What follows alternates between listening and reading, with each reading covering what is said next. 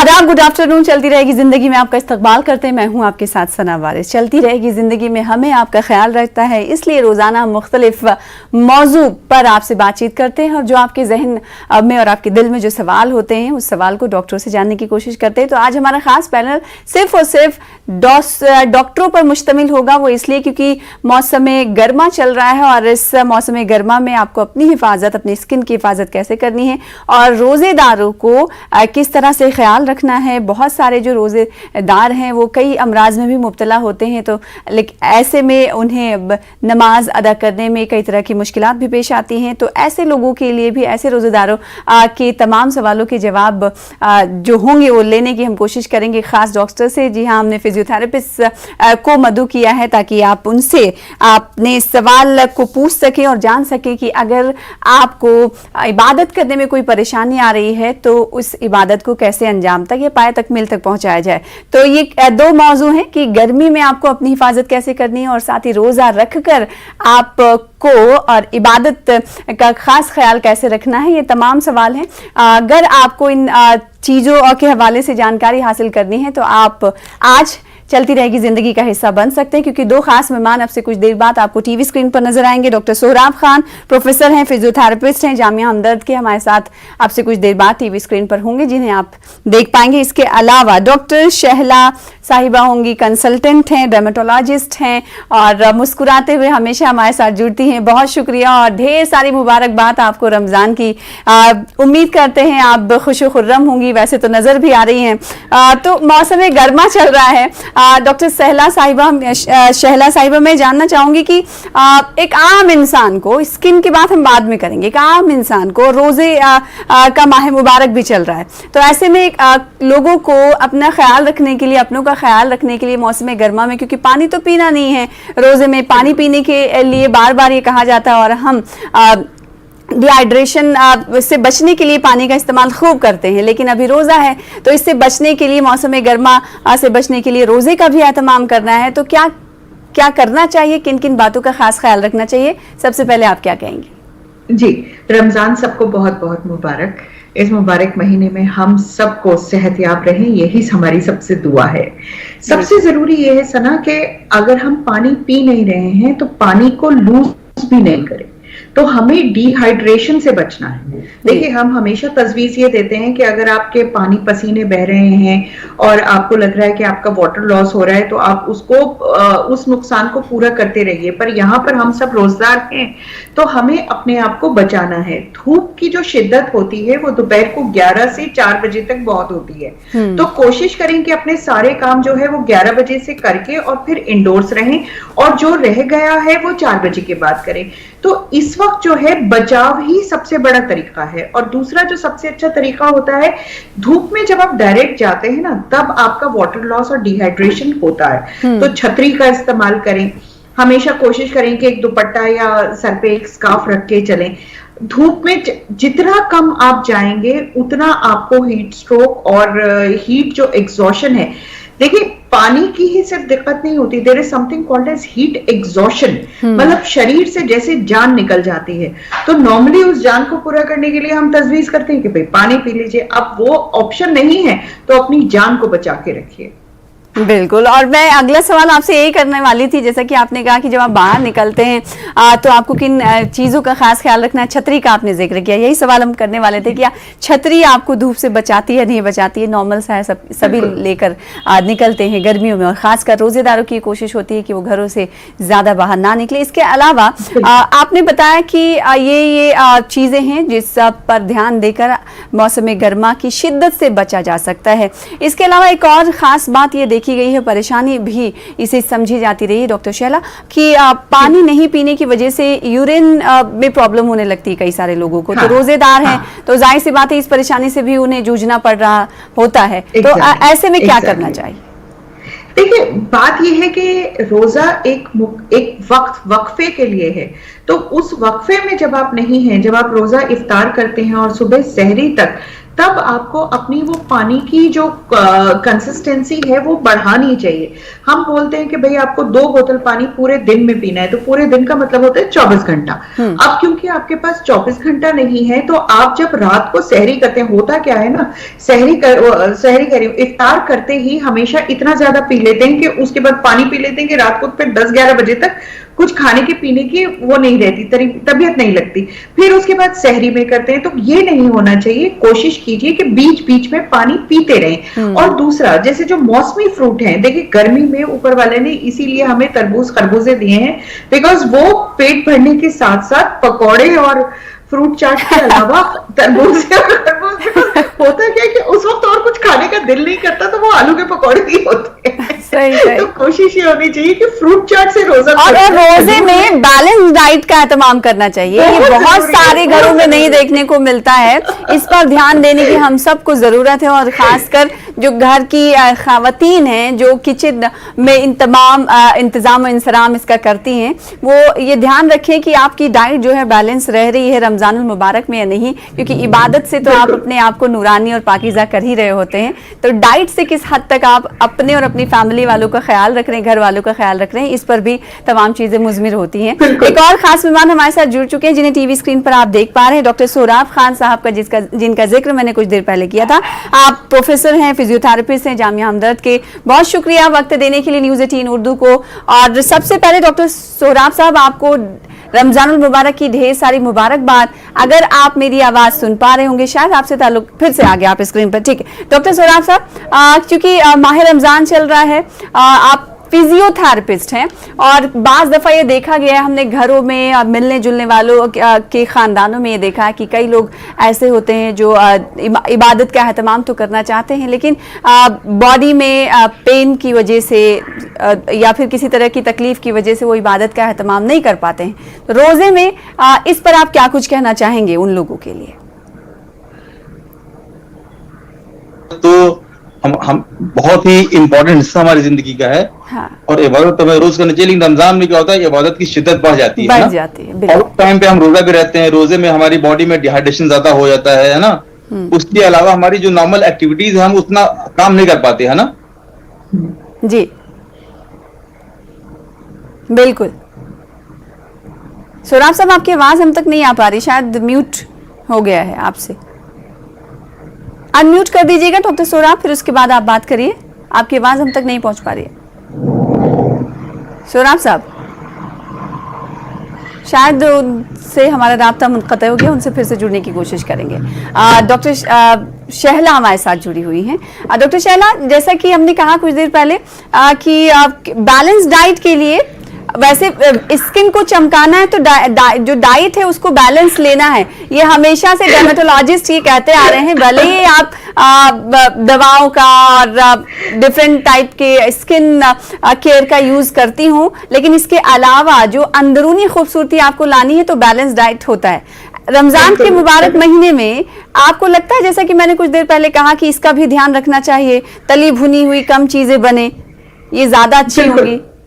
हाँ, देखिए सना, इस वक्त क्या है, इस वक्त रूहानी खुराक की जरूरत ज्यादा है, और रूहानी खुराक का ही महीना चल रहा है। तो वो जो कहते हैं ना कि रोजगार के चेहरे पे नूर बरसता है, वो नूर बरसता है, लेकिन फिर भी आपको ये बात याद रखनी है कि हम एक पोल्यूटेड एनवायरनमेंट में शहरों में रह रहे हैं, चारों तरफ हमारे जो है तरह तरह के टॉक्सिन्स हैं। तो ठीक है, सब कुछ चल रहा है, सब कुछ अच्छा है, लेकिन जब तक थोड़ा सा ध्यान नहीं रखेंगे, देखिए डिहाइड्रेशन, जैसे आपने बोला, अभी डॉक्टर साहब बोल रहे थे कि हम लोगों की अंदर से, हमारे अंदर इतनी ताकत नहीं है, बिकॉज रोजगार हैं तो थोड़े से निढाल हो रहे हैं, और हमारी फिजिकल एक्टिविटी बढ़ रही है, क्योंकि हम जो है वो कहीं ना कहीं हमारी इबादत की वो तैयारी बढ़ जाती है, हमारी नमाजें बढ़ जाती हैं। तो यहाँ पर भी यही है कि जब तक आप अंदर से अपने आप को फिट नहीं रखेंगे, अगर आपको रोजा खुलने के बाद मानिए कि अगर आपको एसिडिटी लग रही है या आपकी तबीयत खराब हो रही है, तो क्या आप इबादत करेंगे और क्या आप सवाब पाएंगे?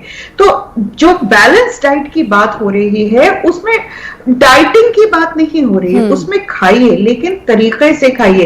इसमें जो भी पानी वाली चीजें हैं वो पेट खोलकर मत खाइए। बिल्कुल बिल्कुल। और अब तो दिक्कत ये है कि आम शुरू हो गए हैं हमारे यहाँ, तो आम पे ज्यादा जोर आने लगा। बिल्कुल। मैंगो शेक तो बहुत अच्छा एक ड्रिंक है ना, आपकी स्किन के लिए और मौसम गर्मा से बचने के लिए। बिल्कुल। इस वक्त जो सना मैं स्पेशली स्किन की बात इसलिए नहीं कर रही हूँ बिकॉज स्किन ऑटोमेटिकली आ जाती है, खाली स्किन की बात होने लगेगी जैसे जैसे ईद करीब आएगी तब हम चमकने की बातें करेंगे। चमकने दमकने की बात मतलब चांद रात से पहले से जो शुरुआत हो जाती है। बिल्कुल, और हम चाहेंगे कि उस दिन हम आपको बुलाएं जरूर, उसके 1-2 दिन पहले बैठी होंगी। हाँ। बिल्कुल बिल्कुल।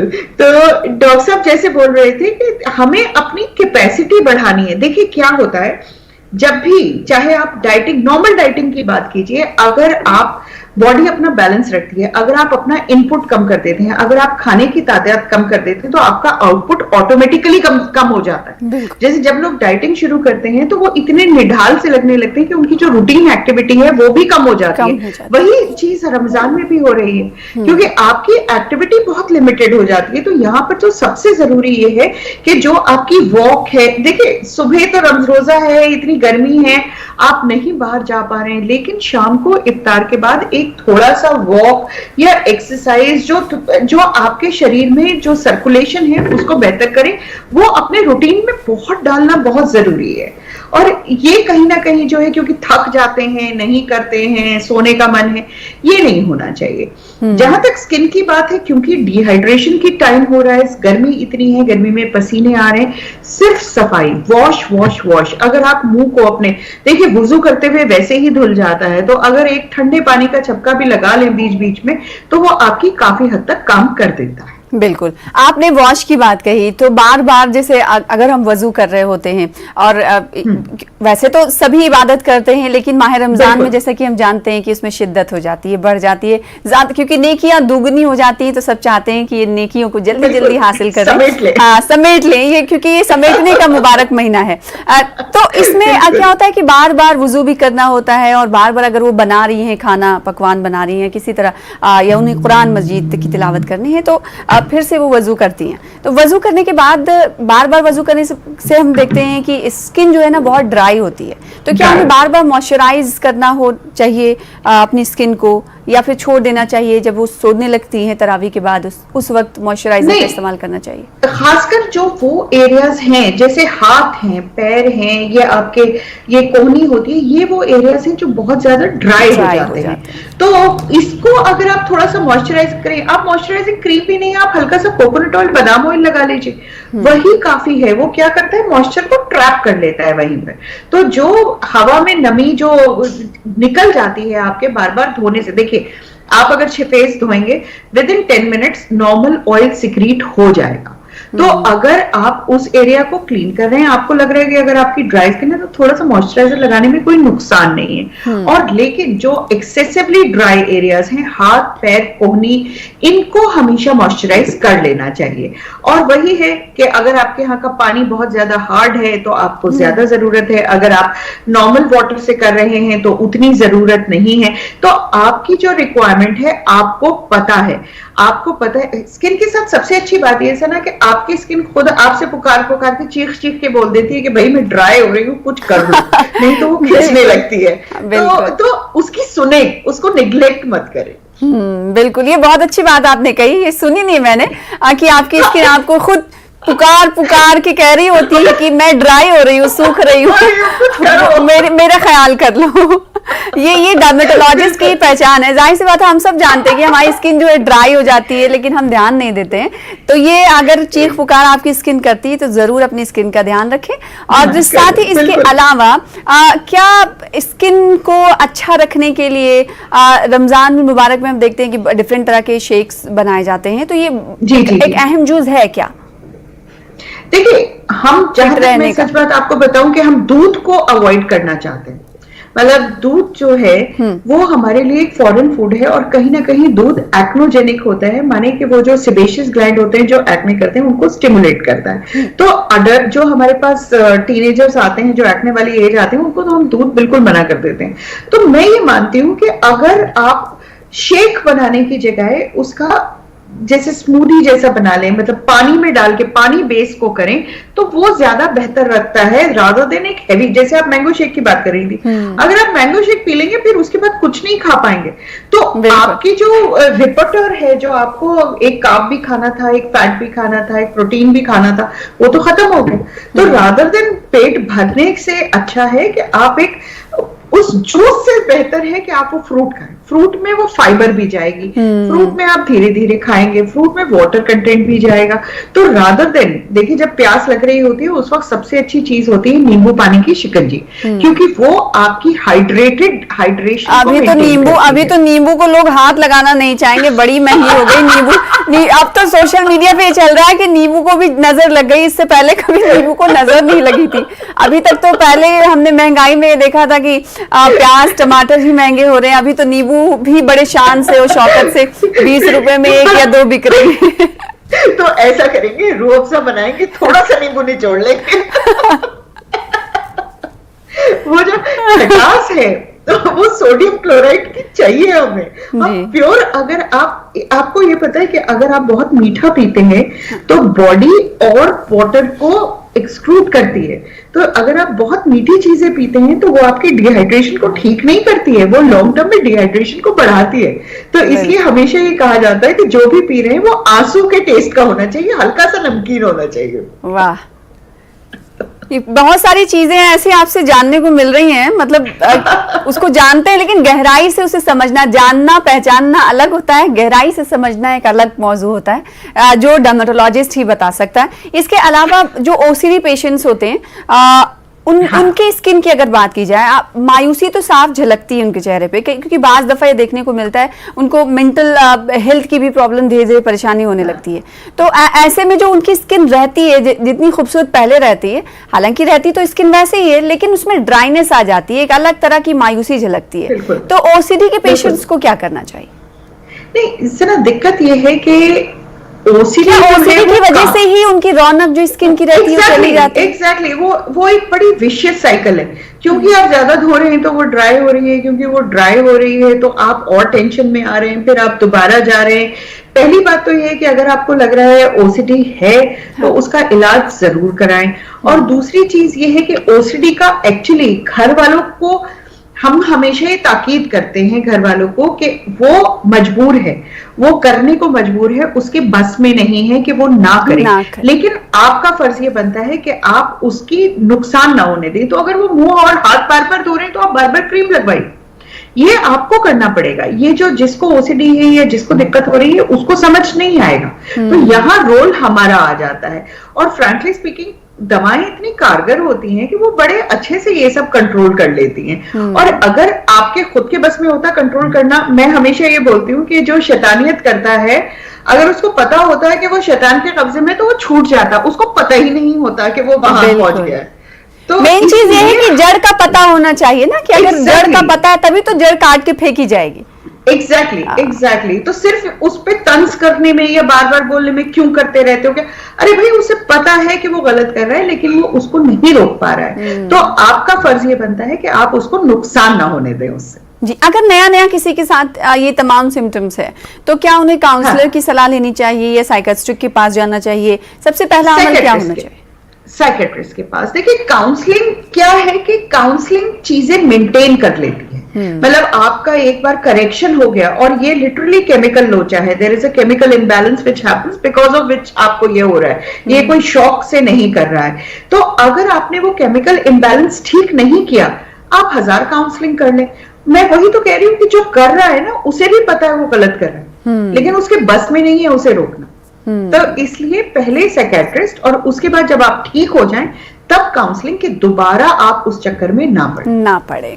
क्योंकि कहा जाता है, क्योंकि हमने भी सुना है कि अब चेहरे की रौनक इसलिए कम हो रही है क्योंकि ये इस बीमारी से मुंसलिक है या फिर उससे मुतासिर है, इसलिए हमने सोचा कि इस सवाल का जवाब भी आपसे लेना चाहिए। और इस वक्त एक बार फिर से आखिरकार डॉक्टर सोहराब साहब हमारे साथ जुड़ चुके हैं, क्योंकि उनसे हमारा राब्ता मुनक़ता हो गया था कुछ देर पहले, एक बार फिर से दिखाई दे रहे हैं टीवी स्क्रीन पर। डॉक्टर सोहराब, आपसे वही सवाल करना चाहेंगे जिसका जवाब आप कुछ देर पहले दे रहे थे कि शिद्दत तो बढ़ जाती है, रोजेदार माह रमजान में लोगों की इबादतों को लेकर, ऐसे में कई अमराज में वो मुब्तला भी होते हैं। बहुत सारे लोग ऐसे होते हैं जो सजदा नहीं कर सकते, तो वो पहले से ही फिजियोथेरेपिस्ट के ट्रीटमेंट पे चल रहे होते, लेकिन वो लोग जो फिजियोथेरेपिस्ट या किसी तरह से अंडर ट्रीटमेंट भी नहीं, लेकिन उनको अगर परेशानी हो रही है तो उन्हें क्या किन किन चीजों का ध्यान रखना चाहिए?